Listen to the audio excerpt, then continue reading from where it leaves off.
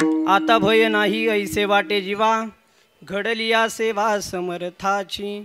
आता माझ्या मने धरावा निर्धार, चिंतनी अंतर न पडावे. प्रस्तुत प्राप्त प्रसंगी कीर्तनरूपी सेवेकरिता निवडलेला अभंग विश्वमान्य विश्वभूषण विश्वाधिकार विश्वप्रिय चिन्मय स्वरूप असणारे अधिकार संपन्न साधू देहू निवासी श्रीमंत श्री जगद्गुरु तुकोबराय यांचा 4 चरणांचा स्थितीपर प्रकरणातील अभंग प्रस्तुत सेवेकरिता निवडला आहे. विठ्ठल विठ्ठल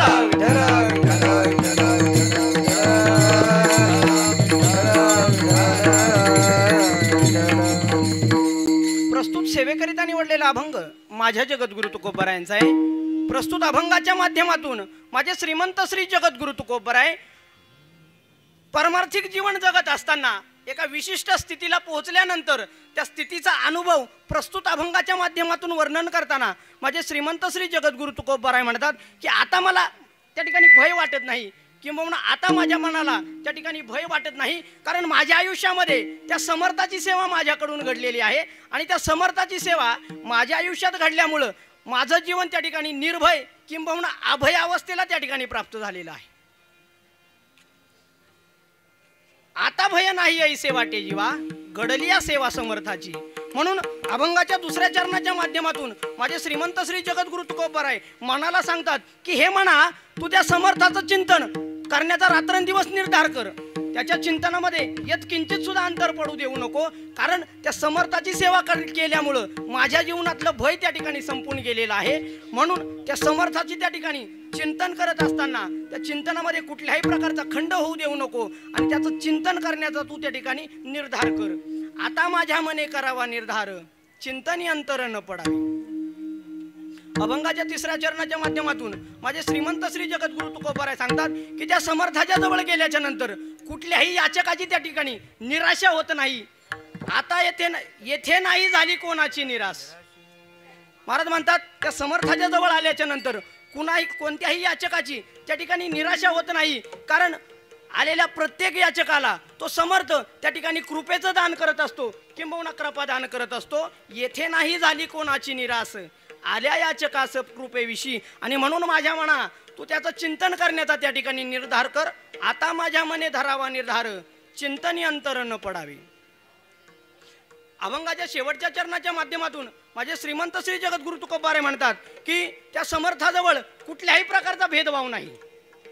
तुका म्हणे येथे नाही तुझी परी. त्या समर्थाजवळ गेल्याच्या नंतर तो समर्थ तो राजा आहे की फकीर, गरीब आहे की श्रीमंत, हा कुठल्याही प्रकारचा भेदभाव पाहत नाही.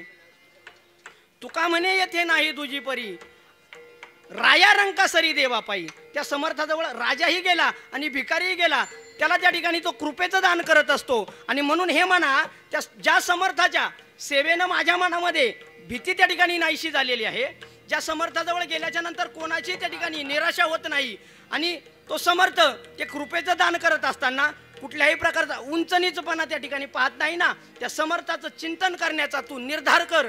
असा झाला अभंगाचा साधा सोपा आणि सरळ भावार्थ. प्रस्तुत सेवेला सुरुवात करण्यापूर्वी परिहार द्यायचा तो असा की विठ्ठल रुक्मिणी भाविक मंडळ टेंबीपाडा या मंडळाच्या माध्यमातून दरवर्षीप्रमाणे श्रीमंत श्री जगद्गुरु तुकोबराय यांच्या वैकुंठ गमन सोहळ्याचं किंबहुना बीजेचं औचित्य साधून संपन्न होणारा हा कीर्तन महोत्सव आणि या नामयज्ञ सोहळ्यामध्ये आज 5व्या दिवसाची कीर्तन रूपी सेवा योगायोगानं माझ्यासारख्या अल्पज्ञानी व्यक्तीच्या वाट्यावर आली आहे. खरं तर पहा, हे 375वे तुकाराम महाराजांचा वैकुंठ गमन सोहळ्याचं वर्ष आहे. त्रिशतकोत्तर सुवर्ण महोत्सवी वर्ष म्हणजे आज 375 वर्ष माझ्या जगद्गुरु तुकोबरायांना वैकुंठाला जाऊन या ठिकाणी पूर्ण होणार आहेत. खरं तर सप्त्याचं मोठं भव्य दिव्य स्वरूप या ठिकाणी यायला पाहिजे होतं. देहूला जर गेले तर खूप मोठ्या प्रमाणात भव्य दिव्य अशा प्रकारचा त्या ठिकाणी नामयज्ञ सोहळा त्या ठिकाणी चाललेला आहे. कारण त्रिशतकोत्तर सुवर्ण महोत्सवी वर्ष जगद्गुरु तुकोबरायांच्या वैकुंठ गमन सोहळ्याला या ठिकाणी पूर्ण होत आहे. आणि त्या सोहळ्याच्या निमित्तानं आज या कीर्तनाच्या निमित्तानं ज्यांची गोड साथ लाभणारे ते मृदुंगाचार्य नामदेव महाराज कोष्टी असतील, आमच्या जुन्नर तालुक्याचं आणि आंबेगाव तालुक्याचं भूषण असणारे आमचे एकनाथ महाराज खिल्लारे असतील, ज्यांची गायनाची गोड साथ लाभणारे ते आमचे परममित्र तानाजी महाराज असतील, आपल्या या स्थानिक या ठिकाणी मांजरेकर महाराज असतील, किंबहुना या परिसरातील सर्व गुणीजन, गायक असतील, वादक असतील, कीर्तनकार असतील, प्रवचनकार असतील, तुम्हा सर्व श्रोतृवर्गाच्या चरणी मी नतमस्तक होतो. मस्तक हे पायावरी या वारकरी संतांच्या आणि माझ्या कीर्तनरूपी सेवेला सुरुवात करतो. विठ्ठल विठ्ठल. खरं तर काल या ठिकाणी आपल्या या विठ्ठल रुक्मिणी भाविक मंडळाचे एक सभासद हरिभक्त पारायण तुकाराम महाराज बोराडे यांना त्या ठिकाणी देवाज्ञा झाली होती. मी अगदी कीर्तनाच्या सुरुवातीलाच आपल्या सर्व उपस्थितांच्या वतीनं, माझ्या वैयक्तिक येवले परिवाराच्या वतीनं बाबांना त्या ठिकाणी भावपूर्ण श्रद्धांजली समर्पित करतो आणि माझ्या सेवेला सुरुवात करतो. विठ्ठल विठ्ठल. प्रस्तुत सेवेकरिता निवडलेला अभंग माझ्या जगद्गुरु तुकोबारायांचा आहे. अभंगाच्या माध्यमातून माझे श्रीमंत श्री जगद्गुरु तुकोबाराय म्हणतात, आता भय नाही ऐसे वाटे जीवा, घडलिया सेवा समर्थाची. खरं तर प्रस्तुत अभंग हा स्थितीपर प्रकरणातील आहे. प्रस्तुत अभंगाच्या माध्यमातून पारमार्थिक जीवन जगत असताना एका विशिष्ट स्थितीला ते जीवन पोहोचल्यानंतर आलेला अनुभव प्रस्तुत अभंगाच्या माध्यमातून माझे श्रीमंत श्री जगद्गुरु तुकोबाराय वर्णन करतात. हा अभंग नुसता अनुभव नसून जगद्गुरु तुकोबारायांनी मनाशी साधलेला संवाद आहे. काय? मनाशी साधलेला संवाद आहे. जगद्गुरु तुकोबारायांचा अनुभव तर आहेच. अनुभव अनुभव अनुभव. अनुभव म्हणजे काय? अनुभव म्हणजे काय? अनुभव म्हणजे प्रत्यक्ष ज्ञान. अनुभव म्हणजे काय? प्रत्यक्ष ज्ञान. ज्या गोष्टीचं आपल्याला स्वतः त्या ठिकाणी ज्ञान असतं ना, त्याला म्हणायचं अनुभव. काय म्हणायचं त्याला? अनुभव. अनुभव म्हणजे प्रत्यक्ष ज्ञान. खरं तर अनुभवाचे 4 प्रकार आपल्याला सांगता येतील. अनुभवाचे किती प्रकार सांगता येतील? 4 प्रकार सांगता येतील. काही अनुभव हे घ्यायचे असतात पण ते इतरांना सांगायचे नसतात. काय सांगितलं? काही अनुभव हे घ्यायचे असतात पण ते कुणाला सांगायचे नसतात. पहा, हा संसार करत असताना एखाद्याला जर बायकोने मारलं, ऐकलं ना तुम्ही? पुरुष वर्ग, संसार करत असताना एखाद्याला जर बायकोने मारलं, हा अनुभव घ्यायचा आहे का लोकांना सांगायचा आहे? बरं, फक्त घ्यायचा आहे, सांगायचा आहे का? हा, म्हणजे काही अनुभव असे असतात जे फक्त घ्यायचे असतात, लोकांना सांगायचं नसतं. काही अनुभव असे असतात जे घ्यायचेही नसतात पण लोकांना सांगायचे असतात. काही अनुभव कसे असतात? जे घ्यायचे नसतात पण लोकांना सांगायचे असतात. पहा, विष पिल्यानंतर काय हाल होतात हे अनुभव घेऊन सांगावं लागतं का? विष पिल्यानंतर काय हाल होतं हे अनुभव घेऊन सांगावं लागतं का दुसऱ्याच्या अनुभवावरून सांगावं लागतं? बरं, हा म्हणजे काही अनुभव हे न घेता दुसऱ्याला सांगावे लागतात. काही अनुभव असे असतात जे घ्यायचेही नसतात आणि दुसऱ्यांना सांगायचंही नसतं.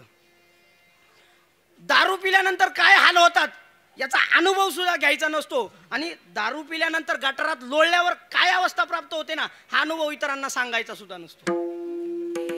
परंतु काही अनुभव हे असे असतात ना, ते मात्र घ्यायचेही असतात आणि इतरांना सांगायचे असतात.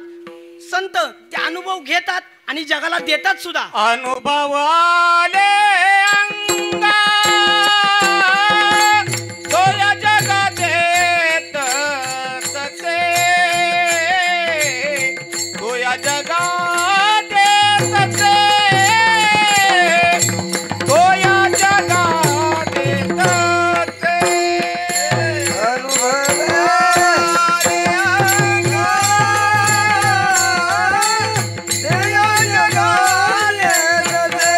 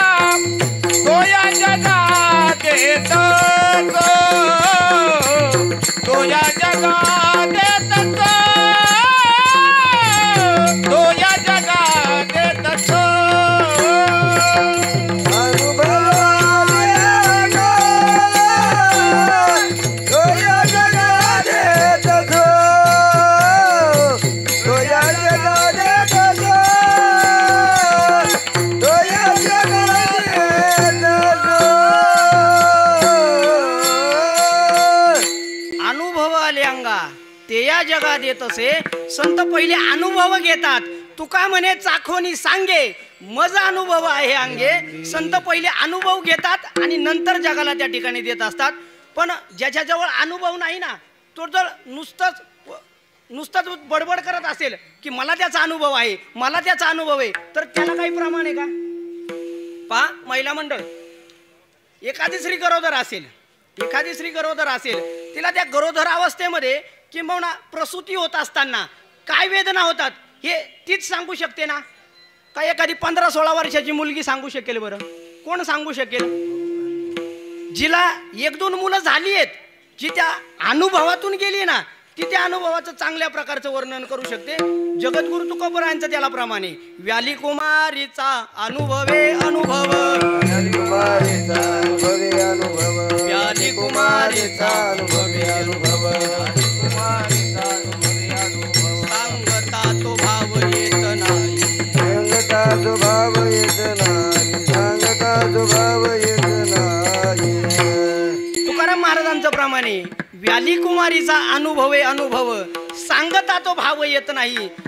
एखादी 15-16 वर्षाची मुलगी त्या ठिकाणी दुसऱ्याचा ऐकून अनुभव सांगेल, पण तो अनुभव त्या ठिकाणी ऐकत असताना किंबहुना सांगत असताना तुकाराम महाराज म्हणतात तो भाव तिच्या सांगण्याच्या माध्यमातून त्या ठिकाणी प्रगट होणार नाही. म्हणून संत पहिले अनुभव घेतात आणि नंतर त्या ठिकाणी जगाला सांगत असतात. अनुभवे आले अंगा ते या जगात देतसे. तुका म्हणे नाही अनुभव अंगी आणि वचन वावगे कोण मानी. तुमच्याजवळ जर अनुभवच नसेल तर तुमचं वचन कोण मानणार आहे का? म्हणून त्या ठिकाणी पहिला अनुभव घेतला आणि नंतर तो अनुभव जगाला त्या ठिकाणी माझ्या जगद्गुरु तुकोबरायांनी सांगितला. विठ्ठल. खरं तर प्रस्तुत अभंग हा नुसता अनुभवाचा नसून माझे श्रीमंत श्री जगद्गुरु तुकोबराय प्रस्तुत अभंगाच्या माध्यमातून आपल्या मनाशी त्या ठिकाणी संवाद साधतात. काय करतात? मनाशी संवाद साधतात. पहा, संवादावर जर बोलायचं झालं तर संवादाचे त्या ठिकाणी 4 प्रकार पडतात. किती प्रकार पडतात?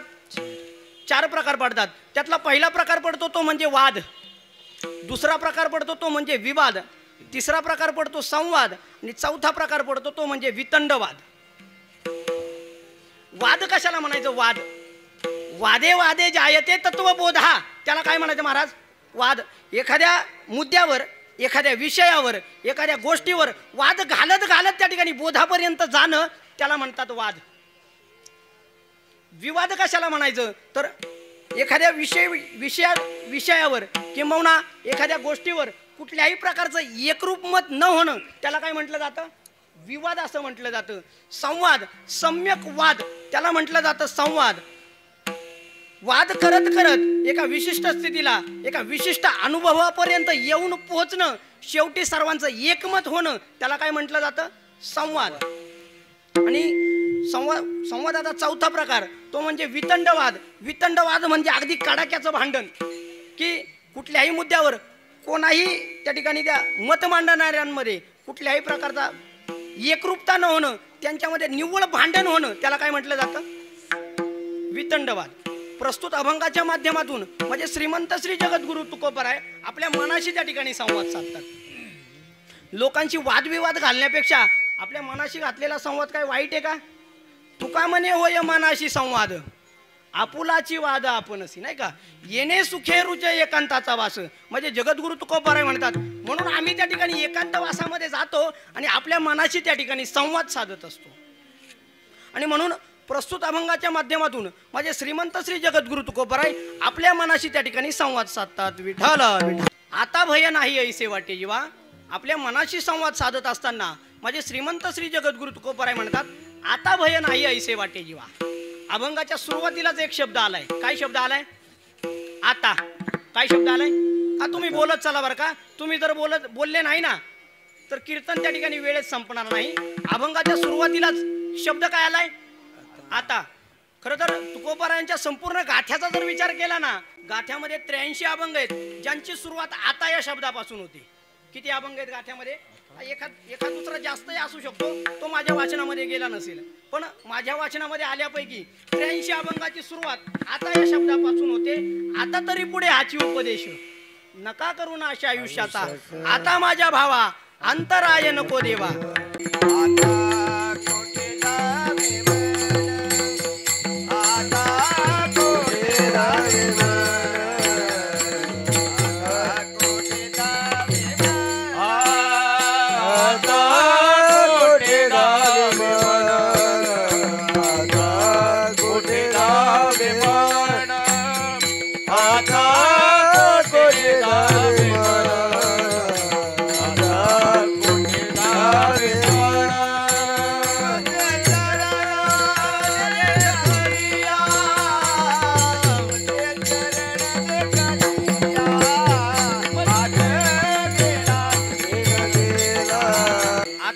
जावे म्हण तुमचे चरण देखलिया आता घेई माझे भार सकळ वजे आता जागा रे भाई जागा चोर निजल्या नाडोनी भागा असे जवळपास 83 प्रकारचे अभंग आता या शब्दापासून सुरुवात होतात आणि त्यातलाच आजचा अभंग आता भय नाही ऐसे वाटे जीवा.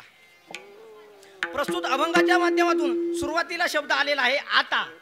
आता हा शब्द मला सांगा तो भूतकाळात झालेली एखादी घटना दाखवतो का बरं? आता हा शब्द भूतकाळात झालेली घटना दाखवतो किंबहुना भूतकाळात झालेली घटना सांगण्याकरता आता हा शब्द वापरला जातो का? नाही वापरला जात. किंबहुना जी घटना भविष्यामध्ये होणार आहे त्याचं वर्णन करण्यासाठी आपण आता हा शब्द वापरतो का? मग आता हा शब्द चालू स्थितीला वर्तमान स्थितीला जे घडणारे जे घडलेले त्या विषयी वर्णन करताना आपण आता हा शब्द वापरत असतो. आता हा शब्द वर्तमान कालवाचक आहे. आणि अभंगाच्या माध्यमातून तुकाराम महाराज म्हणतात आता भय नाही ऐसे वाटे जीवा. कधी म्हणतात? आता. कधी? आता. मग ज्या अर्थी तुकाराम महाराज आता हा शब्द वापरतात कदाचित हा अभंग निर्माण करत असताना तुकाराम महाराज त्यांचं परमार्थिक जीवन कदाचित 10-15 वर्षांचं झालेलं असावं. परमार्थिक जीवन 10 ते 15 वर्षांचं झालं असावं आणि त्या 10-15 वर्षांनंतर त्यांना जी स्थिती प्राप्त झाली त्या स्थितीचं वर्णन करताना महाराजांनी शब्द वापरला आता. म्हणजे तो अभंग निर्माण होण्या अगोदर महाराजांच्या जीवनामध्ये भय असलं पाहिजे की नाही?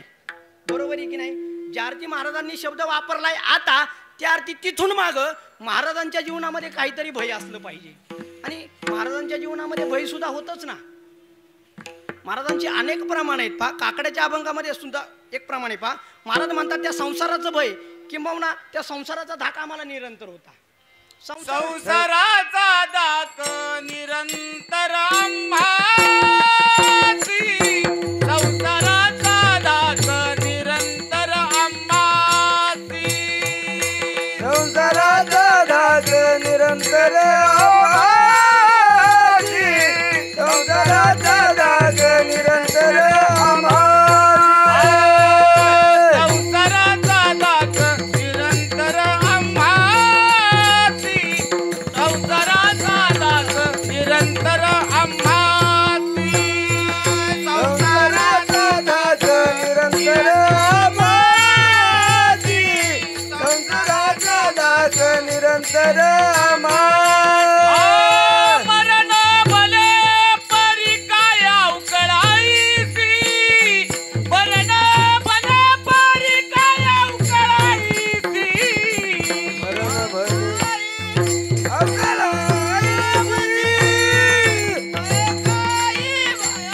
अवकळाईसी संसाराचा धाक निरंतर आम्हासी संसाराचा धाक निरंतर आम्हासी संसाराचा धाक निरंतर आम्हासी संसाराचा धाक निरंतर आम्हासी संसाराचा धाक निरंतर आम्हासी संसाराचा धाक निरंतर आम्हासी संसाराचा धाक निरंतर आम्हासी संसाराचा धाक निरंतर आम्हासी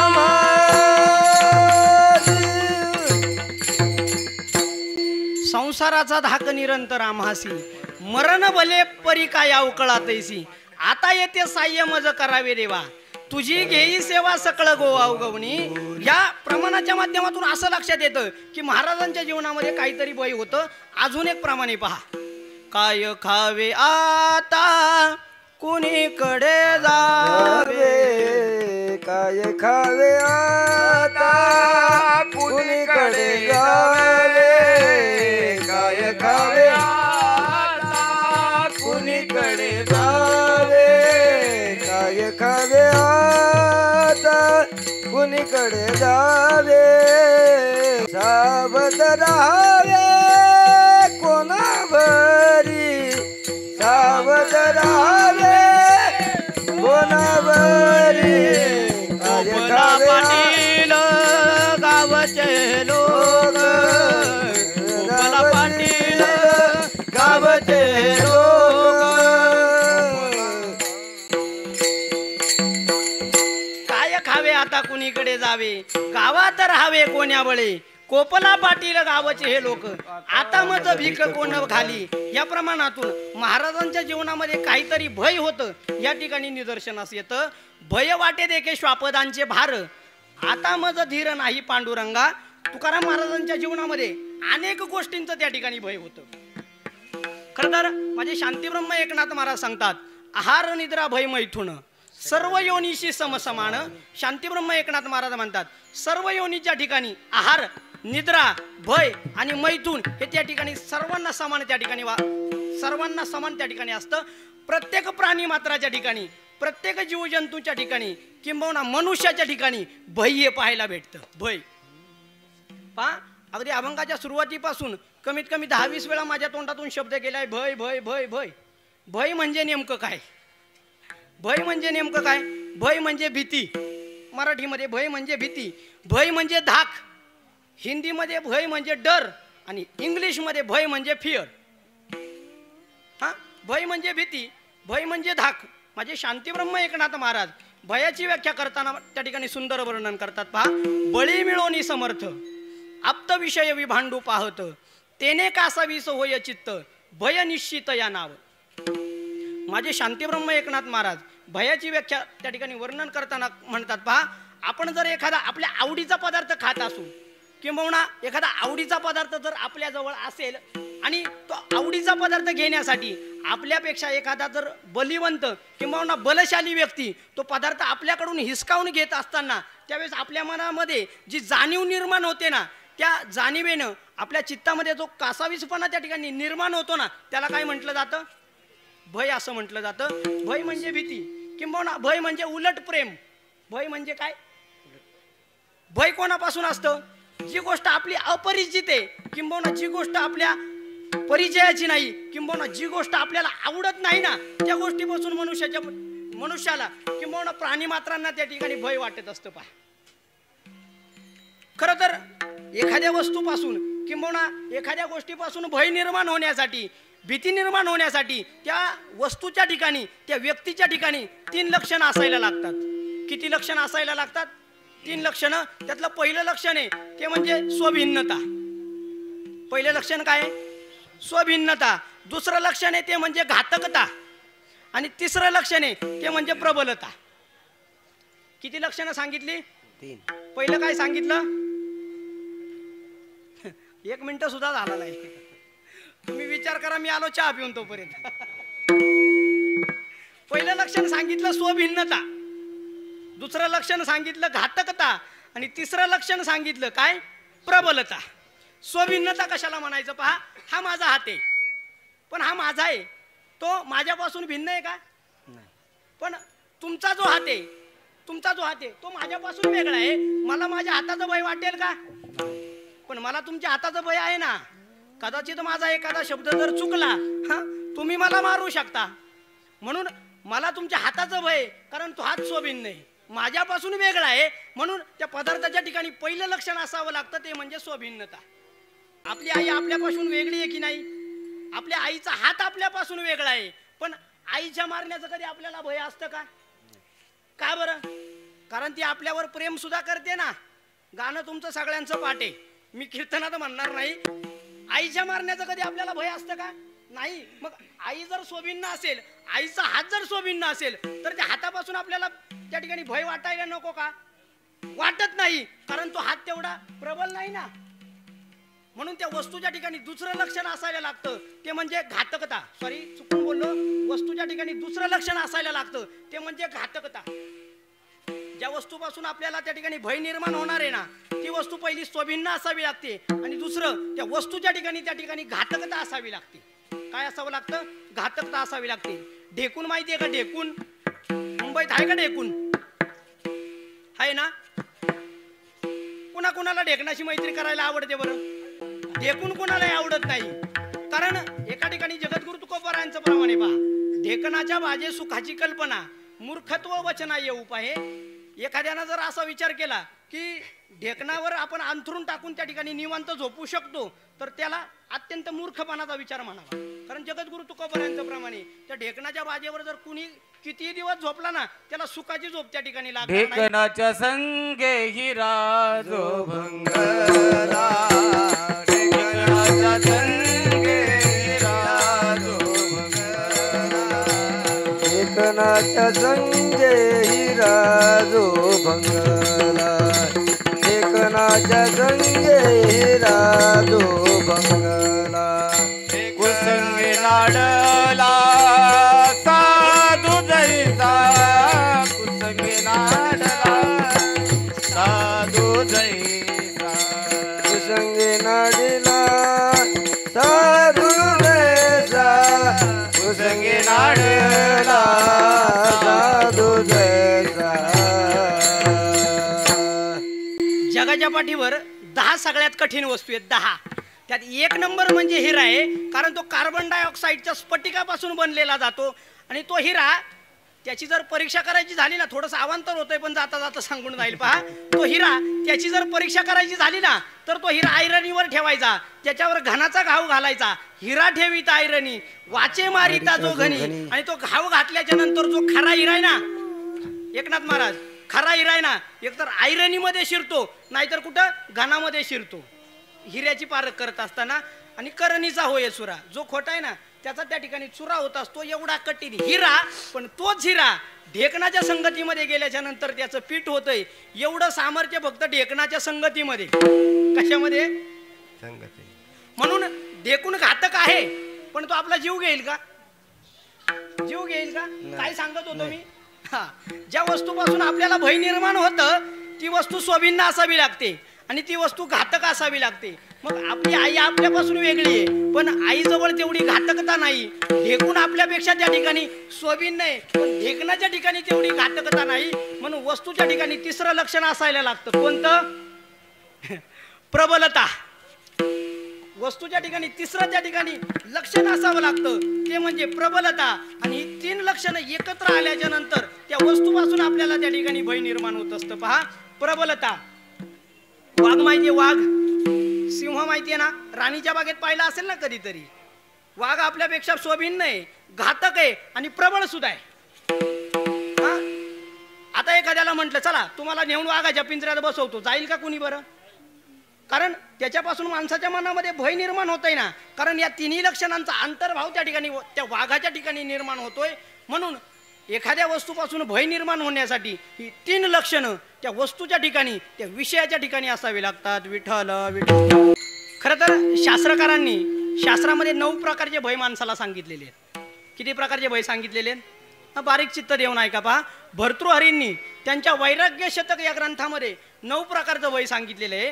त्या ठिकाणी भर्तृहरी त्या ठिकाणी वर्णन करतात. भोगे रोग भयम कुले च्युती भयम वित्ते नृपालाद भयम माने दैन्य भयम बले रिपू भयम रूपे जाराया भरम रूपे जाराया भयम शास्त्रेवाद भयम गुणे खल भयम काये कृतांताद भयम सर्व वस्तू भयान्वितम भुवी नृणाम विष्णुपदम निर्भयम.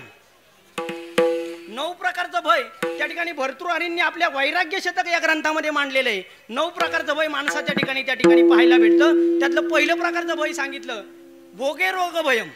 काय सांगितलं? भोगापासून माणसाच्या जीवनामध्ये रोगाचं भय असतं. हा, पहा, आपण जर एखाद्यानं जर अति दारूचं सेवन केलं, अति जर दारू पिली तर काय होत असतं बरं? लिव्हर फुटतो. म्हणजे दारूचा भोग घेतल्याच्या नंतर त्याचा परिणाम काय होतो? रोगाचं भय त्या ठिकाणी उत्पन्न होत असतं, नाही का? एखाद्यानं जर तंबाखूचं अतिसेवन केलं, काय होत असतं बरं? कॅन्सर होत असतो. हे आपल्याला काय सांगायला पाहिजे का? त्यावर अगदी स्टिकर सुद्धा असतोय, सावधान, तंबाखूच्या सेवनानं कॅन्सर होतो, एवढं सांगितलेलं असून सुद्धा आपण त्याच्या नादी लागतोच की नाही? भोगामध्ये रोगाचं त्या ठिकाणी भय असतं. पहा, माझ्या जगद्गुरु तुकोबारायांचा एक सुंदर प्रमाणे, इंद्राधिक भोग, भोग नव्हे तो रोग. इंद्राधिक पद जरी असली ना, ती पद म्हणजे केवळ रोगाचं लक्षण आहे. किंवा काकड्यामध्ये अधिक एक भोगे रोगा जोडून या दिले आणि का दिले आणि का अरुची देऊ का आता सतळा पागो पाहतोय अरुचिते हो का आता सगळा पाहतोय भोगे रोग जोडून या दिले आणि का रोचिके हो का आता सगळा पाहतोय अरोचिके हो का आता सगळा पाहतोय काकड्यामध्ये अत्यंत सुंदर प्रमाण आलेलं आहे. भोगे रोगा जोडून या दिले अनेका. भोगापासून त्या ठिकाणी माणसाच्या जीवनामध्ये रोगाचं भय असतं. पहिल्या प्रकारचं भय सांगितलं भोगामध्ये रोगाचं भय. शास्त्रकारांनी दुसरं भय सांगितलं ते म्हणजे कुलेच्युती भयम. एखाद्या विशिष्ट कुळामध्ये पदच्युत होण्याचं त्या ठिकाणी भय असतं. पहा, एखाद्या विशिष्ट कुळामध्ये पदच्युत होण्याचं त्या ठिकाणी भय असतं. पहा, एखादा जर आमदार असेल, एखादा जर आमदार असेल, त्याने 5 वर्ष त्या ठिकाणी पंचवार्षिक पूर्ण केली आणि त्यानंतर पुढच्या पंचवार्षिकला त्याला सांगितलं की तू आता ग्रामपंचायतचा सदस्य हो. जमेल का? कारण त्याच्या त्या ठिकाणी पदच्युत होण्याचं त्या ठिकाणी भय असतं किंवा कुळामध्ये कुळ भ्रष्ट होण्याचं त्या ठिकाणी भय असतं. ऐसे कुळी पुत्र होती बुडविती पूर्वजा. महाराजांचं प्रमाणे काही कुळामध्ये असे पुत्र निर्माण होतात की त्या अख्ख्या कुळाला त्या ठिकाणी काय करतात? भ्रष्ट करत असतात. बुडविती पूर्वजा. एक आंधळा जो या संपूर्ण भारताचा चक्रवर्ती सम्राट होता महाराज. काय नाव आहे त्याचं? धृतराष्ट्र. 100 मुलं होती. 100 किती होती? 100च्या 100 गेली. मला एक सांगा, या टेंबीपाड्यामध्ये एखादं दुकान आहे का? एखादी पानाची टपरी, एखादं दारूचं दुकान आहे का? त्याला नाव आहे दुर्योधन पान स्टॉल. आहे का? तुका म्हणे हरीसी विनमुख, गांधारीचे पोटी शतमूर्ख. त्या गांधारीच्या पोटी 100 जन्माला आले पण एकही शहाणं नव्हतं. अख्खं कुळ त्या ठिकाणी त्यांनी भ्रष्ट केलं. आणि त्याच वेळेला माझे जगद्गुरु तुकोबाराय म्हणतात, पुरे एकची पुत्र माये पोटी. आईनं त्या ठिकाणी, मी तर म्हणेल आईनं 3 प्रकारच्या मुलांना जन्म घालावा. 3 प्रकारच्या मुलांना आईनं जन्माला घालावं. तुमच्या मनात प्रश्न पडेल की महाराज इथं सरकारचा कायदा आहे हामदो, आणि तुम्ही तर म्हणताय 3 प्रकारच्या मुलांना जन्म घालायचा. म्हणजे कसं? 3 प्रकारच्या 3 मुलांना नाही, एकच मुलगा जन्माला घालायचा, पण तो 3 प्रकारामध्ये मोडला पाहिजे. आईचा पुत्र देई गुंडा त्याचा तिन्ही लोकी झेंडा, त्याचा तिन्ही लोकी झेंडा, त्याचा तिन्ही लोकी झेंडा. पुत्र देई गुंडा त्याचा लोकी झेंडा, त्याचा लोकी झेंडा, त्याचा लोकी झेंडा. आईचा पुत्र देई गुंडा त्याचा तिन्ही लोकी झेंडा, आईचा पुत्र देई गुंडा त्याचा तिन्ही लोकी झेंडा, आईचा पुत्र देई गुंडा त्याचा तिन्ही लोकी झेंडा, त्याचा तिन्ही लोकी झेंडा, त्याचा तिन्ही लोकी झेंडा. पुत्र दे गुंडा त्याचा ते लोकी झेंडा, ऐसा पुत्र दे गुंडा त्याचा ते लोकी झेंडा, ऐसा पुत्र दे गुंडा त्याचा ते लोकी झेंडा, त्याचा ते लोकी झेंडा, त्याचा ते लोकी झेंडा. महिला मंडळ, आईने 3 मुलांना जन्माला घालावं. पहा, जननी जने तो शूर जने, भक्त जने या दाता, नाही तो जननी वांज भलीन क्या खोवेगा नूर. आईनं 3 प्रकारच्या मुलांना जन्म द्यावा, नाहीतर वांज राहिलेलं कधी बरं. आईने जन्माला घालावा, पहिला मुलगा असावा भक्तराज माझ्या हनुमंतरायांसारखा.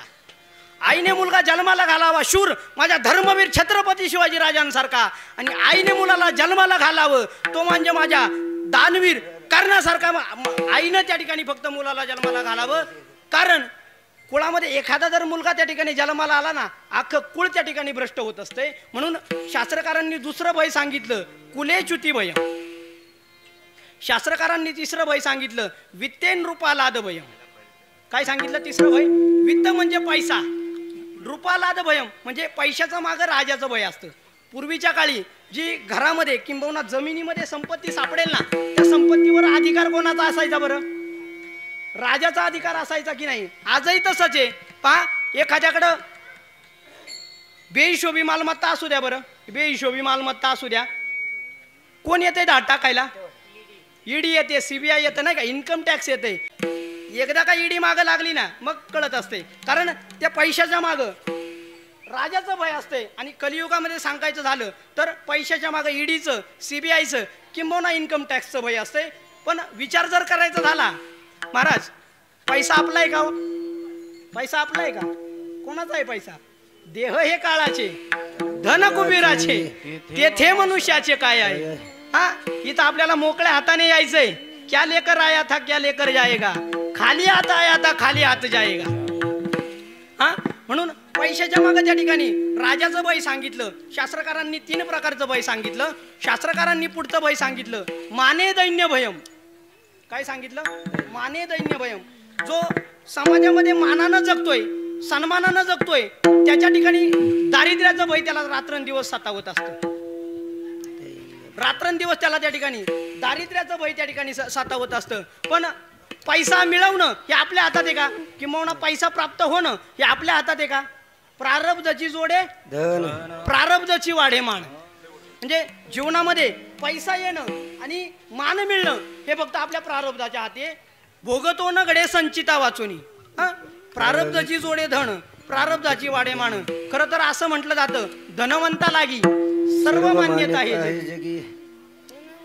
पैशावाल्याला जगाच्या पाठीवर सगळ्यात मोठी मान्यता असते. आणि त्या पैशावाल्याला रात्रंदिवस फक्त दारिद्र्याचं भय त्या ठिकाणी सतावत असतं. दारिद्र्याचं भय त्या ठिकाणी सतावत असतं. भयाचा 5वा प्रकार सांगितला, बले रिपू भयम. म्हणजे एखादा जर बलवान माणूस असेल ना, बलवान, तर त्याच्या ठिकाणी शत्रूचं भय त्याला रात्रंदिवस त्या ठिकाणी पाहायला भेटतं. पहा, एखाद्या आपल्या देशाचं सर्वोच्च पद असेल, किंबहुना राज्याचं सर्वोच्च पद असेल, मग मुख्यमंत्री असेल किंबहुना पंतप्रधान असेल, त्यांची सुरक्षा कोणत्या प्रकारची असते बरं? Z+ किंबहुना त्याही उच्च प्रकारची त्या ठिकाणी सुरक्षा असते. का बरं? कारण ते जे पद भूषवतात ना, ते पद बलशाली, आणि त्या बलशाली पदाच्या ठिकाणी त्या ठिकाणी शत्रूचं भय त्या ठिकाणी असतं. बले रिपू भय. शास्त्रकारांनी म्हणून 5वं भय सांगितलं की बलवान मनुष्याच्या ठिकाणी त्या ठिकाणी शत्रूचं भय पाहायला भेटतं. शास्त्रकारांनी पुढचं भय सांगितलं, पहा, रूपे जराया भयम. म्हणजे माणसाचं जे रूप आहे ना, त्याला वार्धक्याचं किंबहुना वृद्धावस्थेचं त्या ठिकाणी भय पाहायला भेटतं. हा, थोडंसं माफी मागून बोलेल बरं का. 90 किंबहुना 80-85च्या काळात एक गाणं होऊन गेले, पहा गाणं. मी तुमच्या सर्वांची माफी मागून सांगेल, पहा, गोरे रंग पे ना इतना गुमान कर, गोरा रंग तो गोरा रंग तो 2 दिन में ढल जाएगा. ही जवानी फक्त मायबाप 2 दिवसाची आहे. कारण इथं या रूपाला वृद्धावस्थेचं भय. मग कशाला आपण वाढदिवस साजरे करायचे बरं? बरं, केक आणायचे, कापायचे इथपर्यंत ठीक आहे. ते केक घ्यायचे, ज्याचा वाढदिवस असेल त्याच्या तोंडाला फासायचे. त्याच्या आयुष्यामध्ये दिवस वाढतोय का कमी होतोय? कमी होतोय ना. कारण तारुण्याच्या ठिकाणी त्या ठिकाणी वृद्धावस्थेचं भय त्या ठिकाणी निर्माण होत असतं. 6 प्रकारची भय मी तुमच्या समोर मांडली. 7वं प्रकारचं भय शास्त्रे वाद भयम. शास्त्रामध्ये वादविवाद होण्याचं भय त्या ठिकाणी निर्माण होत असतं. पहा, 2 शास्त्री, 2 पंडित किंवा 2 ज्ञानी एकत्र आल्याच्या नंतर त्यांच्यामध्ये वादविवाद होत असतो. तुका म्हणे वादे वाया गेली ब्रह्मरुंदे. तुकाराम महाराजांचं प्रमाणे या वादानं मोठे मोठे ज्ञानी, मोठे मोठे ब्रह्मज्ञानी त्या ठिकाणी वायाला गेले. लोकांचं कुठल्याच विषयावर एकमत होत नाही ना. काही लोक म्हणतात भगवान शिवशंकर आणि भगवान विष्णू एकच आहेत, तर काही म्हणतात भगवान शिवशंकर आणि भगवान विष्णू वेगळे आहेत. तुकाराम महाराजांनी याला प्रमाण दिलंय ना.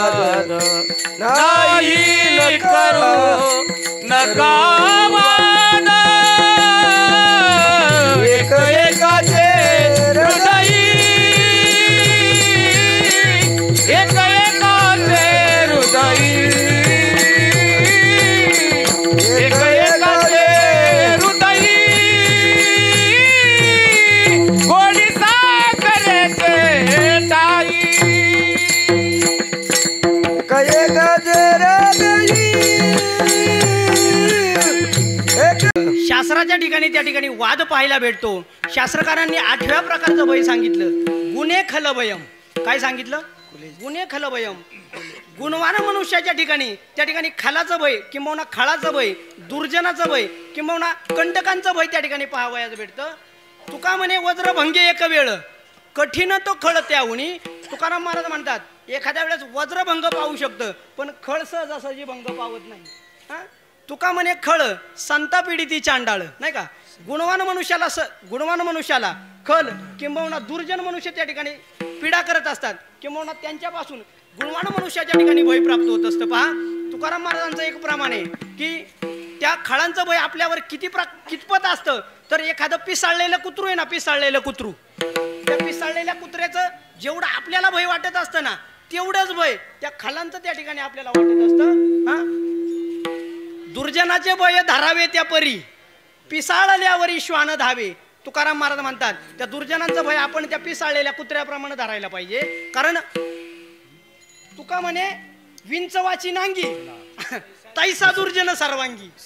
विंचवाची नांगी माहितीये ना, तसा दुर्जन असतो. म्हणून त्या दुर्जनांचं त्या खळांचं भय गुणवान मनुष्याच्या ठिकाणी त्या ठिकाणी पाहायला भेटतं. आणि शास्त्रकारांनी सगळ्यात महत्वाचं आणि शेवटचं त्या ठिकाणी भय सांगितलं, काये कृतांताद भय. काया म्हणजे शरीर. या शरीराच्या ठिकाणी काळाचं भय, शरीराच्या ठिकाणी मृत्यूचं भय त्या ठिकाणी पाहायला भेटतं. आणि हेच सगळ्यात मोठं भय आहे. पहा, कारण आपण यायच्या आधी इथं कोण कोण येऊन गेले. आपला आजा आलाय, पंजा आलाय, बोला बोला. आजा मेला पंजा मेला बाप मसना गेला. आजा मेला पंजा मेला बाप मसना गेला. आजा मेला पंजा मेला बाप मसना गेला. आजा मेला पंजा मेला बाप मसना गेला. देखत देखत ना तो पण तोही कैसा झाला.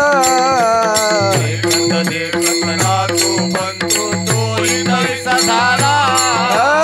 देखत देखत ना तो बंधू तोही तैसा झाला. देखत देखत ना तो बनतो तोही तैसा झाला. उठा उठा पाठी भय आले मोठे. उठा उठा पाठी भय आले मोठे. उठा उठा दादा पाठी भय आले मोठे. उठा उठा दादा पाठी भय आले मोठे. महाराजांनी सगळ्यात मोठं भय सांगितलं, उठा उठा जागा पाठी भय आले मोठे. तुमचा आजा मेलाय, पंजा मेलाय, तुमचा बाप मेलाय. मृत्यूचं भय जगात सगळ्यात मोठे. कारण इथं कितीतरी आलेत आणि कितीतरी गेलेत. घडी घडी काळ वाट याची पाये अजून किती आहे अवकाश. हा, एखादं जर जन्मलेलं बाळ असेल ना, त्या बाळाला सुद्धा तो काळ सोडत नाही. हे काळा नळाची कुंडी घातली लेनियाची उंडी माशी पाक पाखडी तव हे सरे. आणि शरीर जाता गवे ते नाशिवंत स्वभावे म्हणून तो अजून जावे पंडू कुमारा. जातस्य ही ध्रुव मृत्यूर ध्रुवम जन्म मृतस्य च तस्मात परिहार्यर्थे नत्वम सोचितु मर्यसी. देह हे काळाचे मगाशी प्रमाण देऊन गेलो. नाशिवंत देह जाणार सकळ आयुष्य खातो काळ सावधान. किती या काळाचा सोसावा वळसा लागला सरीसा पाठोवाटी. तुकाराम महाराज म्हणतात किती वेळा जन्मा यावे नित्य व्हावे फजित. बरं हा काळ कोणाला सोडतोय का? 9 भी मर गए 10 भी मर गए सहस्राठ्यांशी 33 कोटी देवता मर गए पडे काल की फासी. पीर मरे पैगंबर मर गए जिंदा जोगी जपी तपी सन्यासी मर गए हकीम रोगी. तीनों लोग पर छत्र विराजे लूटा कुंज बिहारी कहत कबीरा सो भी मर गए रयत कोण बिचारी. इथं राजाला मरावं लागते, इथं फकीराला मरावं लागते, इथं श्रीमंताला मरावं लागतंय. नोहे इथं देवानं 24 अवतार घेतले. काय प्रमाणे त्याला येथे नाही उरो आले येथे नाही उरो आले अवतार. येरते पामर देवा केली. येरते पामर देवा केली. येथे नाही उरो आले अवतार. येरते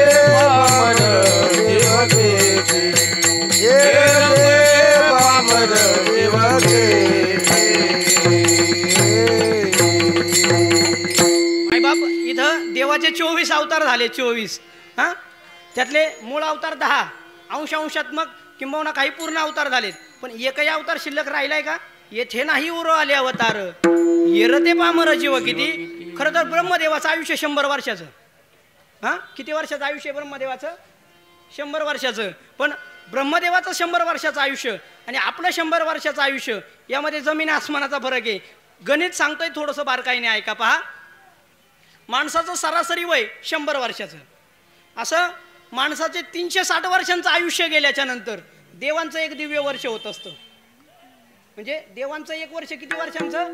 माणसाच्या 360 वर्षांचं. अशी 360 वर्ष गेल्याच्या नंतर देवांचं फक्त 1 वर्ष त्या ठिकाणी संपत असतं. अशी 1200 दिव्य वर्ष गेल्याच्या नंतर कलियुग संपत असतो. 1200 दिव्य वर्ष गुणिले 360, हा गणित करा, तेवढी वर्ष माणसाची गेल्याच्या नंतर कलियुग संपत असते. आता हे सध्याचं 8वं कलियुग आहे. 8वं द्वापार युग संपलेलं आहे आणि 8वं कलियुग चालू आहे. 2400 गुणिले 360 करा, तेवढं येते द्वापार युगाची कालगणना. 3600 गुणिले 360 करा, तेवढी त्रेतायुगाची येते. आणि 4800 गुणिले 360 करा, तेवढी सत्ययुगाची कालगणना येते. ह्या कलियुगाची, द्वापार युगाची, त्रेतायुगाची आणि सत्ययुगाची 1 चौकडी पूर्ण झाल्याच्या नंतर 1 महायुग होत असते. ही 4 युग गेल्याच्या नंतर 1 महायुग होत असते. किती? 4 युग गेल्याच्या नंतर 1 महायुग होत असते. अशी 71 महायुग गेल्याच्या नंतर 1 मानवांतर युग होत असते. 1 मानवांतर म्हणजे इंद्राचं संपूर्ण आयुष्य. गणित आता तुम्ही घरी जाऊन करा, मी तुम्हाला सांगितलेले. 1 मानवांतर म्हणजे इंद्राचं संपूर्ण आयुष्य. असे 14 इंद्र ब्रह्मदेवाच्या एका दिवसात बदलतात. 14 मानवांतर युगाचं म्हणजे एका कल्पाचं आयुष्य, एका कल्पाचा दिवस आहे फक्त ब्रह्मदेवाचा. ब्रह्मदेवाच्या एका दिवसात 14 इंद्र बदलतात आणि एका रात्रीत 14 इंद्र बदलतात. अशी फक्त ब्रह्मदेवाचा 1 दिवस असे 100 वर्ष घालवायचे ब्रह्मदेवाला. हा, त्याचं उत्तर जाता जाता सांगून जाईल. किती लाख वर्ष होतात ते जाता जाता सांगून जाईल. पहा, एककच्या पुढं काय? मोठ्याने बोला, ऐकायला कमी येते मला. पुढं शतक, पुढं हजार, पुढं 10,000, पुढं लाख, लगेच 10 लाख कसं येईल? त्याच्यानंतर 10 लाख, पुढं कोटी, त्याच्यानंतर त्याच्यानंतर अनंत, 10 अनंत, त्याच्यानंतर खर्व, 10 खर्व, निखर्व, 10 निखर्व, पद्म, 10 पद्म, महापद्म, शेवटचा महापद्म. त्या ब्रह्मदेवाचं आयुष्य जाता जाता सांगून जाईल. 3 महापद्म, 1 निखर्व, 1 खर्व, 30 कोटी वर्षांचं ब्रह्मदेवाचं आयुष्य. किती सांगितलं? 3 महापद्म, 1 निखर्व, 1 खर्व, 30 कोटी मानवी वर्षांचं आयुष्य ब्रह्मदेवाचं आहे. एवढं आयुष्य असून सुद्धा त्या ब्रह्मदेवाला रात्रंदिवस फक्त एकाच गोष्टीचं भय. कशाचं? ए रवी ब्रह्मपणाचे निभडसे, न चुकतीची पुनरावृत्तीची वळसे, परी निवडली याचे जैसे पोट न दुखे. ज्ञानोबाराय म्हणतात त्या ब्रह्मदेवाला रात्रंदिवस फक्त मृत्यूचं भय. कशाचं भय? म्हणून सगळ्यात मोठं माणसाच्या भय जर पाठीमागं लागला असेल ना, उठा उठा जागा पाठीवय आले मोठे. अल्पायुष्य मानव देय, शत गणिले ते अर्धरात्र खाय, मध्यमाल तू पिडा रोग क्षय, काय भजनासी उरले ते पायगा. अल्पायुष्य मानव देय, शत गणिले अर्धरात्र खाय, मध्यमाल तू पिडा रोग क्षय, काय भजनाची उरले ते पायगा. हा, 9 प्रकारची भय सांगितली तुमच्या समोर. 9 प्रकारची भय सांगितली आणि एवढ्या प्रकारची भय असून सुद्धा माझे जगद्गुरु तुकोबाराय म्हणतात आता भय नाही ऐसे वाटे जीवा. काय म्हणतात जगद्गुरु तुकोबाराय? आता भय नाही ऐसे वाटे जीवा. मग ज्या अर्थी तुकाराम महाराज म्हणतात भय वाटत नाही, त्या अर्थी तुकाराम महाराजांच्या जीवनातून ही सगळ्या प्रकारची भय निघून गेली असतील ना? गेली असतील की नाही? चला, पहिलं भय कोणतं सांगितलं होतं? भोगे रोग भयम. भोगाच्या ठिकाणी रोगाचं भय त्या ठिकाणी पाहायला भेटतं. पण माझ्या जगद्गुरु तुकोबारायांचं जर जीवन पाहायचं झालं ना, तुकाराम महाराजांचं जीवन त्या ठिकाणी भोगसंपन्न जीवन होतं की नाही? एक प्रमाणे पहा, प्रपंच रचना सर्व ही भोगुनी त्यागिली, आहे की नाही? तुकाराम महाराजांच्या आरतीमध्ये प्रमाणे प्रपंच रचना सर्व ही भोगुनी त्यागिली, अनुतापाच्या ज्वाळे देहबुद्धी हरविली, वैराग्याची निष्ठा प्रगटोनी दाविली, अहंता ममता निवडोनी निज शांतीवरिली. म्हणजे महाराजांचं जीवन हे भोगसंपन्न होतं. पण महाराज म्हणतात, मी तुम्हाला वरवर जरी भोगी वाटत असेल ना, भोगी, पण त्या पांडुरंगाला विचारा, मी भोगी आहे का त्यागी? पुसन येते पुसा पांडुरंगा, तुका म्हणे नव्हे दिसतो मी तैसा, पुसन येते पुसा पांडुरंगा. बरोबर जरी तुम्हाला भोगी दिसत असलो ना, देवासाठी जोग त्यजीला अवघा भोग. तुकाराम महाराजांनी त्या भोगाचा त्याग केला होता आणि त्या त्यागातून तुकाराम महाराज वैराग्याला प्राप्त झाले होते. म्हणून तुकाराम महाराजांच्या ठिकाणी भोगाचं भय नव्हतं, किंबहुना रोगाचं भय नव्हतं. दुसरं भय सांगितलं होतं कुलेच्युती भयम, कुलामध्ये भ्रष्ट होण्याचं भय होतं. तुकाराम महाराजांच्या जर वंशावळीचा विचार करायचा झाला, 7वी पिढीचा जर विचार करायचा झाला, तर विश्वंभर पावांपासून चालत आलेली माझ्या जगद्गुरु तुकोबरायांची परंपरा. काय म्हणतात तुकोबराय? माझ्या वडिलांची मिराशी गा देवा, माझ्या वडिलांची मिराशी गा देवा, माझ्या वडिलांची निराशी गा देवा, माझ्या वडिलांची मिराशी गा देवा, माझ्या वडिलांची निराशी गा देवा. तुझे चरण सेवा पांडुरंगा, तुझी चरण सेवा पांडुरंगा,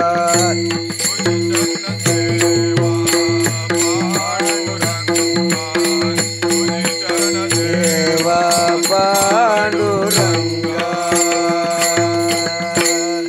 जे तुकाराम महाराजांच्या पूर्वीच्या पिढ्यांनी केलं होतं ना, तेच तुकाराम महाराजांनी केलं होतं, पांडुरंगाची सेवा.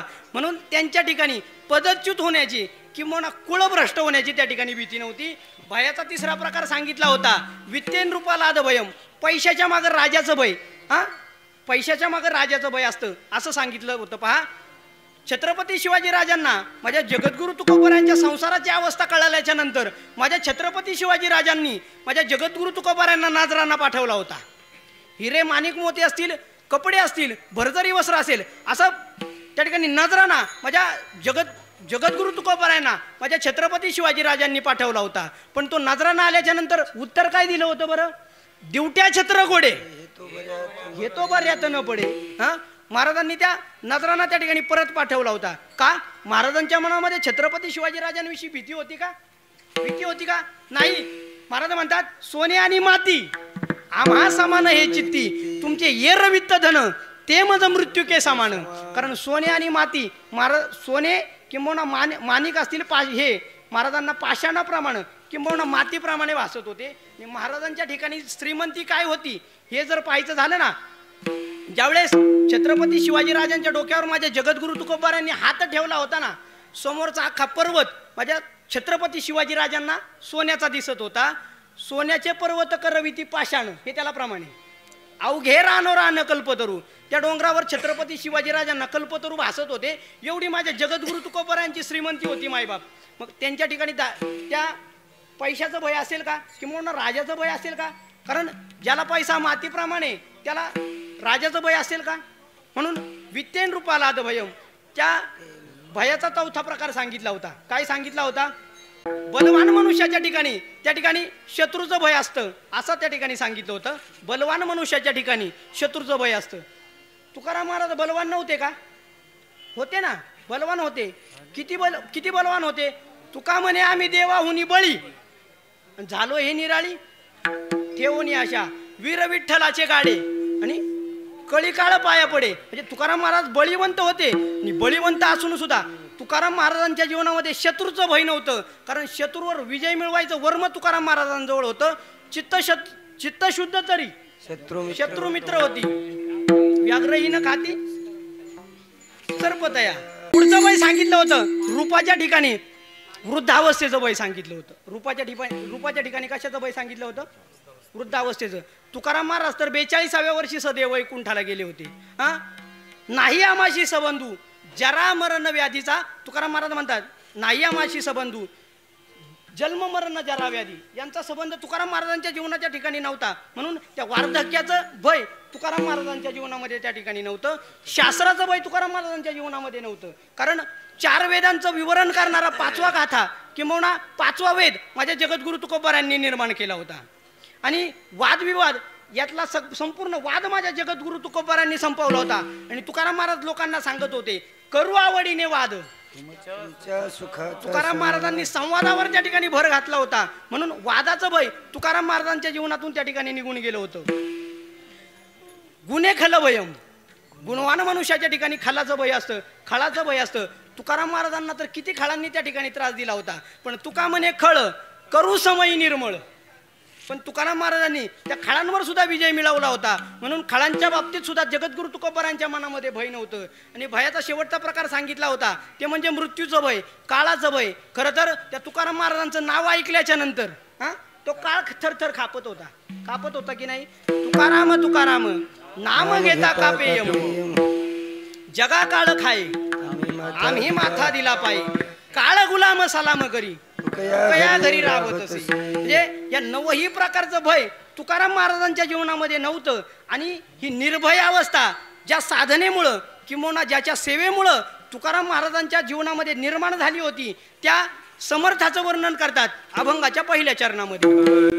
आता भय नाही ऐसे वाटे जीवा, आता भय नाही ऐसे वाटे जीवा, आता भय नाही ऐसे वाटे जीवा, आता भय नाही ऐसे वाटे जीवा.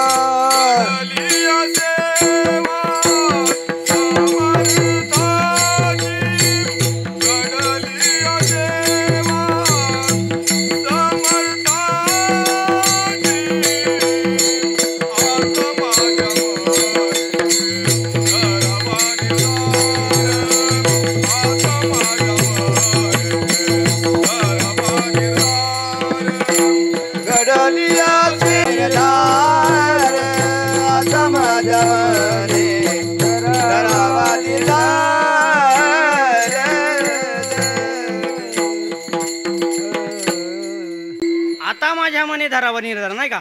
आता भय नाही ऐसे वाटे जीवा, घडली या सेवा समर्थाची. त्या समर्थाची सेवा जगद्गुरु तुकोबारायांच्या जीवनामध्ये घडली होती. म्हणून तुकाराम महाराज निर्भय अवस्थेला त्या ठिकाणी प्राप्त झाले होते. किंवा निर्भय अवस्था तुकाराम महाराजांच्या जीवनामध्ये प्राप्त झाली होती. मग ज्या स्थितीला तुकाराम महाराजांची निर्भय अवस्था प्राप्त झाली त्या स्थितीला तुकाराम महाराजांच्या जीवनामध्ये सेवा कोणाची घडली होती? समर्थाची सेवा घडली होती. आणि याच्यापूर्वी तुकाराम महाराजांकडून सेवा कोणाची घडली होती? कुटुंबाची सेवा घडली होती. संसाराच्या तापे तापलो मी देवा करिता या सेवा कुटुंबाची. हा, एक छोटस गणित कीर्तनातलं फक्त लक्षात घेऊन जा. छोटस गणित आहे, बाकी काही घेऊन जाऊ नका. फक्त एक गणित घेऊन जा. कुटुंबाची सेवा इज इक्वल टू भय, समर्थाची सेवा इज इक्वल टू निर्भय. काय सांगितलं? कुटुंबाची सेवा बरोबर भय आणि समर्थाची सेवा बरोबर काय? निर्भय अवस्था. त्या समर्थाची सेवा घडली होती. तुका म्हणे सेवा, तुका म्हणे देवा, चिंतन हे तुझी सेवा. आणि ती सेवा कोणती घडली होती बरं? त्या समर्थाचं चिंतन करण्याची सेवा महाराजांच्या जीवनामध्ये घडली होती. महाराज म्हणतात ज्याची खरी सेवा आहे ना, ज्याची खरी सेवा त्याच्या जीवनामध्ये भय राहत नाही. ज्याची खरी सेवा त्याच्या भय काय जीवा. सोपं प्रमाण देत चाला. आणि ती सेवा कशामुळे प्राप्त झाली होती? तर त्या समर्थाच्या चिंतनामुळं. समर्थ समर्थ समर्थ समर्थ नेमकं कोणाला म्हणायचं? समर्थ नेमकं कोणाला म्हणायचं प्रश्न पडला पाहिजे ना. तर माझ्या संतश्रेष्ठ निवृत्तीनाथ महाराजांच्या भाषेत जर सांगायचं झालं ना, ब्रह्मांड उतरंडी ज्याच्या इच्छी घडे, ज्याच्या इच्छेनं ब्रह्मांडाच्या उतरंडी घडतात त्याला काय म्हणायचं? समर्थ म्हणायचं. समर्थाच्या व्याख्या सांगतोय, लक्षात ठेवा. नुसत्या ब्रह्मांडाच्या उतरंडी नाही घडत मायबाप, तर वृक्षाचं पान ज्याच्या सत्तेनं हालतं ना त्याला म्हणतात समर्थ. वृक्षाची पान हाले ज्याची सत्ता, राहिली हंता मग कोटे. बरं, नुसतं वृक्षाचं पान हालतंय का? हे चालवण्याची जबाबदारी कुणाची आहे? चाले हे शरीर कोणाची आसते,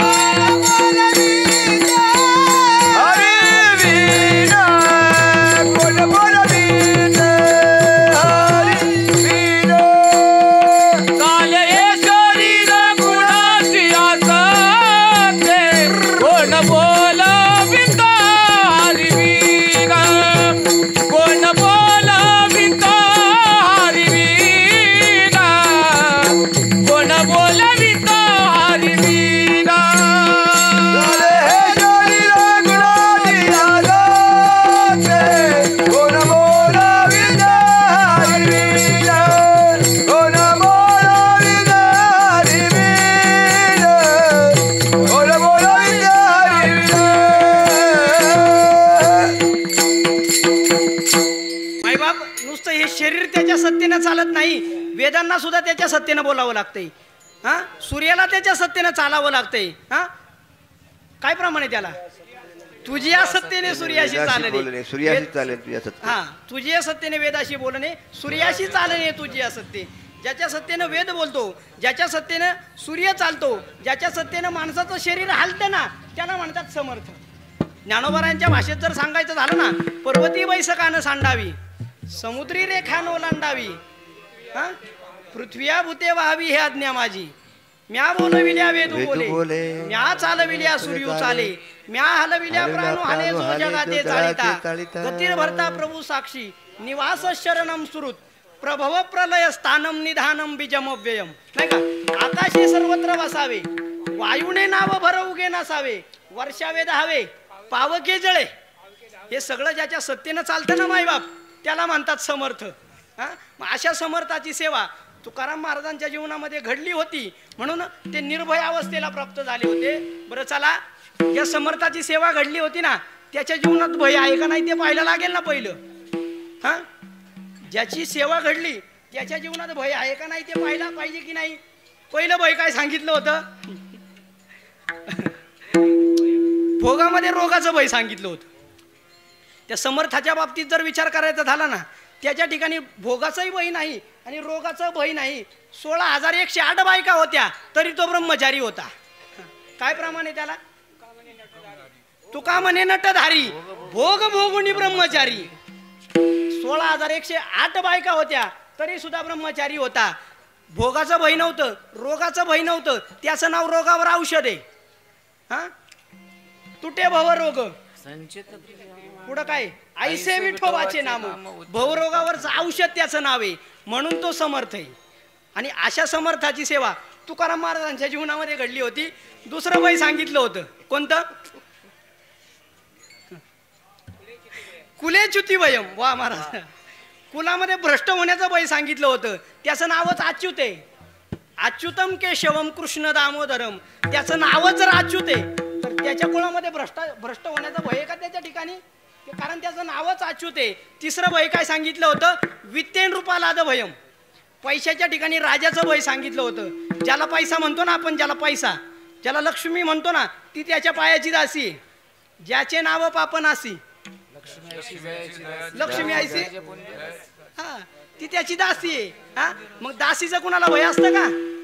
पैशाचं भय त्याला असेल का? कोणाला श्रीमंत करायचं आणि कोणाला गरीब करायचं हे त्याच्या हातात आहे मायबाप. लक्ष्मी वल्लभा, लक्ष्मीचा वल्लभ, लक्ष्मीचा पती त्याला म्हटलं जातं. म्हणून त्याच्या ठिकाणी ते पैशाचं भय किंवा राजाचं भय त्याच्या ठिकाणी प्राप्त होत नाही. आणि अशा समर्थाची सेवा तुकाराम महाराजांच्या जीवनामध्ये घडली होती. भयाचा चौथा प्रकार सांगितला होता, माने दैन्य भयम. मानामध्ये दैन्याचं भय किंबहुना दारिद्र्याचं भय सांगितलं होतं. त्याचा मान जगात सगळ्यात मोठा आहे आणि त्याला दारिद्र्याचं भय का हो? हा, रिद्धी सिद्धी ज्याच्यात अशी आहेत त्याला दारिद्र्याचं भय काय असेल? ज्याच्याकडे कामधेनूची खिल्लार आहेत, हा, ज्याच्याकडे कल्पतरूंचे रान आहेत, ज्याच्या चिंतामणीच्या सडका आहेत, हा, त्याच्या ठिकाणी दारिद्र्याचं भय काय येईल का हो? हा, म्हणून ते भय सुद्धा त्याच्या ठिकाणी सापडत नाही. बले रिपू भयम, पाचवं भय सांगितलं होतं. बलवान मनुष्याच्या ठिकाणी शत्रूचं भय, तो सगळ्यात बळी आहे ना. हा, काय प्रमाणे देवबळी आहे ना, देवबळी देवबळी, कोण बळी माझ्या विठोबा वेगळा. हा, कितीतरी प्रमाणित देव सगळ्यात बळी आहे. आणि जरी बळी असला ना, त्याचा जन्म घेण्याचं कारण काय बरं? परित्राणाय साधूनाम विनाशाय जे दुष्कृताम धर्म संस्थापनार्थाय. त्या दुर्जनांचा संहार करण्यासाठी त्याचा जन्माला येतोय ना. घेऊन या चक्र गदा हाची धंदा करीतो, भक्ता राखे पायापाशी दुर्जनांशी संवारी. म्हणून त्या रिपूचं किंवा शत्रूचं भय त्याच्या ठिकाणी पाहायला भेटत नाही. त्यानंतर पुढचं भय सांगितलं होतं ते म्हणजे रूपेजा राया भयम, रूपाच्या ठिकाणी वृद्धावस्थेचं भय सांगितलं होतं. त्या समर्थाच्या ठिकाणी ते भय आहे का? त्याचं रूप एवढं सुंदर आहे की माझे जगद्गुरु तुकोबराय काकड्यामध्ये म्हणतात की त्याच्या चेहऱ्यावर कोटी सूर्याचं कोटी चंद्राचं तेज आहे. निढळी कोटी चंद्र प्रकाश कमल नयन हास वदन हासी, नयन हास वदन हासी. तुझिया निढळे कोटी चंद्र प्रकाश कमल नयन हास वदन हास, कमल नयन हास वदन हास. तुझी निढाळी कोटी चंद्र प्रकाश कमल नयन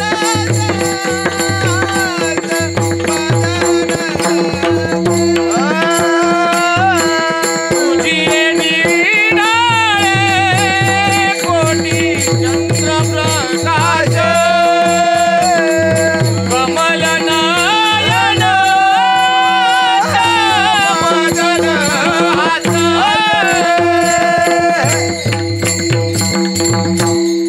हा, तुझी ये निढळी कोटी चंद्र प्रकाश. त्याच्या चेहऱ्यावर मायबाप कोटी चंद्रांचा प्रकाश आहे. राजस सुकुमार मदनाचा पुतळा रवी शशिकळा लोपलिया. हा, सुंदर ते ध्यान उभे विटेवरी करकटावरी ठेवूनिया रूप पाहता लोचनी. त्याचं रूप एवढं सुंदर आहे ना, पाहताच वेद लावतोय मायबाप. पाहिली या वेद लावी बैसी जीवी जडून या. आणि त्याच्या रूपाच्या ठिकाणी मायबाप वारधक्क्याचं भय असेल का? सखी पुसे सखी वा. सी, सखी पुसे सखी सी. सखी पुजे सखी पुजे युगे झाले 28, युगे झाले 28, युगे झाले 28,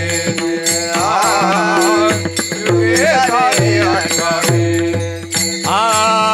उभा एकला संतमुखी, उभा एकला संतमुखी, उभा एकला संतमुखी, उभा एकला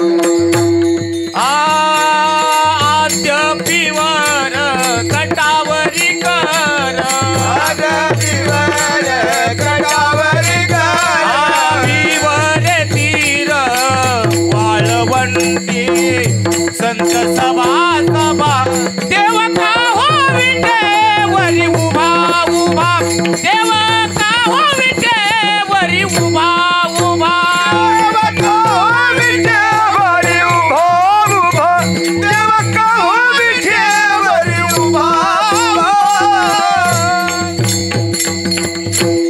एवढं सुंदर त्याचं रूप आहे. म्हणून त्याच्या रूपाच्या ठिकाणी वार्धक्याचं भय नाही. भयाचा सातवा प्रकार सांगितला होता. काय सांगितला होता? गुन्हे खल भयम.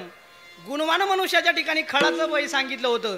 देवाचे गुण मायबाप एवढेत, गुणाची खाण आहे ना, चतुरा तो शिरोमणी, गुण लावण्याची खाणी, गुण लावण्याची खाणी. त्याच्या गुणांचं आपण काय वर्णन करावं बरं? आणि त्याचा अवतार त्या खळांचं निर्दालन करण्यासाठीच आहे ना. रूपा येऊन या धरी अवतार, भक्ता भयकर खळा कष्ट. त्या खळांचा नायनाट करण्यासाठीच त्याचा अवतार आहे ना. पूर्ण अवतार रामकृष्ण, दुर्जनांचा येणे पूर्ण.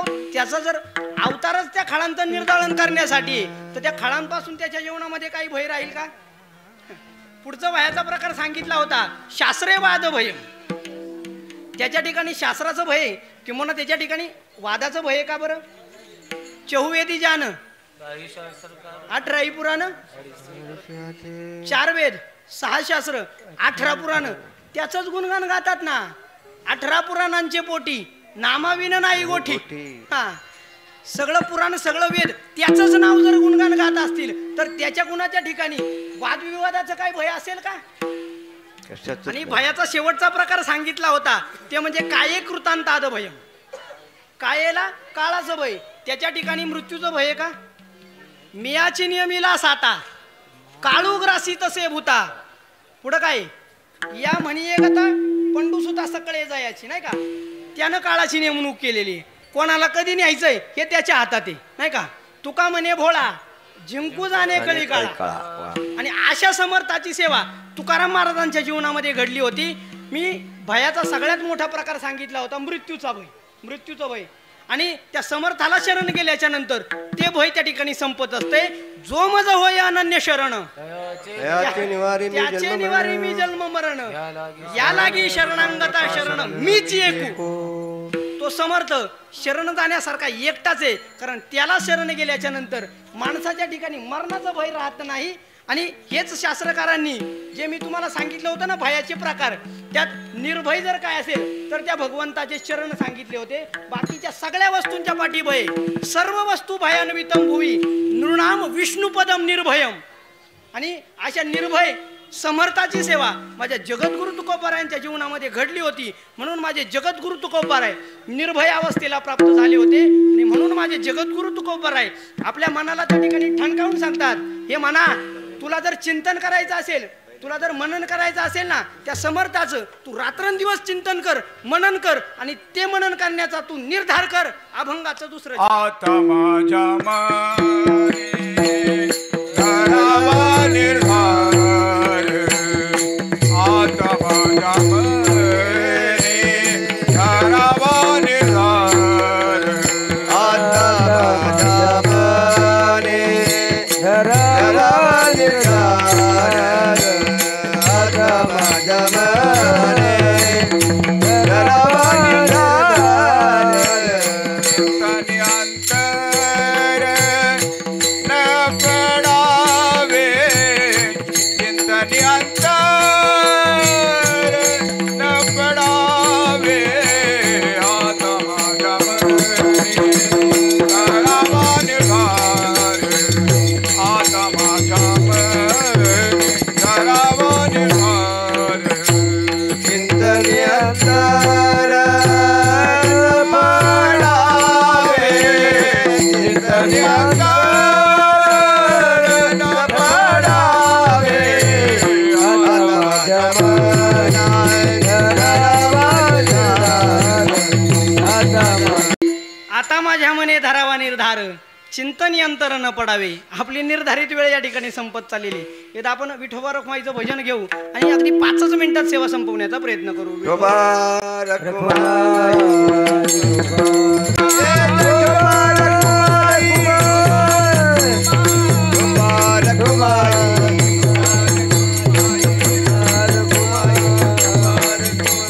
विठोबा रखुमाई, विठोबा रखुमाई, जय जय विठोबा रखुमाई, जय जय जय विठोबा रखुमाई, जय जय विठोबा रखुमाई, विठोबा रखुमाई, जय जय जय विठोबा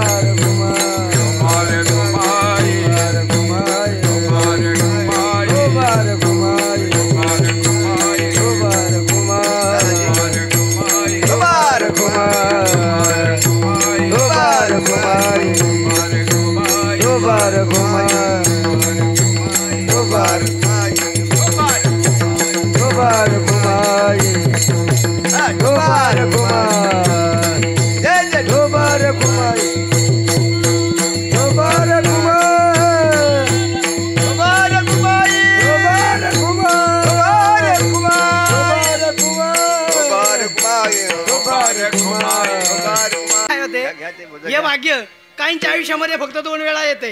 एक लग्नामध्ये हार पडतोय आणि एक मेल्यानंतर हार पडतोय.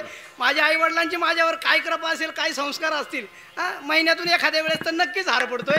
म्हणून आपली निर्धारित वेळ या ठिकाणी संपलेली. एकदा फक्त ज्ञानोबरायांचं आपण गोड भजन करू आणि आपण आपली सेवा संपवण्याचा प्रयत्न करू. ज्ञानेश्वर माऊली ज्ञानराज बाबू. आता भय नाही ऐसे वाटे जीवा, घडली या सेवा समर्थाची. आता माझ्या मने धरावा निर्धार, चिंतनी अंतर न पडावे. मी ज्या शब्दांतून अभंगाचं चिंतन केलं असेल असा माझ्या जगद्गुरु तुकोबरायांचा अर्थ या अभंगाचा अर्थ नसेल सुद्धा, मला जशी माझ्या ज्ञानोबरायांनी बुद्धी दिली ना तसा या अभंगाचा भावार्थ मी तुमच्या समोर मांडण्याचा प्रयत्न केला. जे बरोबर असेल ते नक्कीच माझे गुरुवर्य माझे वडील हरिभक्तपरायण नाथा महाराज येवले यांचं असेल. जे बरोबर असेल ते माझ्या ज्ञानोबरायांचं असेल. मी तुमचं लहान लेकरू म्हणून माझे बोल त्या ठिकाणी पदरात घ्या. करविली तैशी केली कटकट, नाही का, वाकडी का नीट देव जाणे. तुकार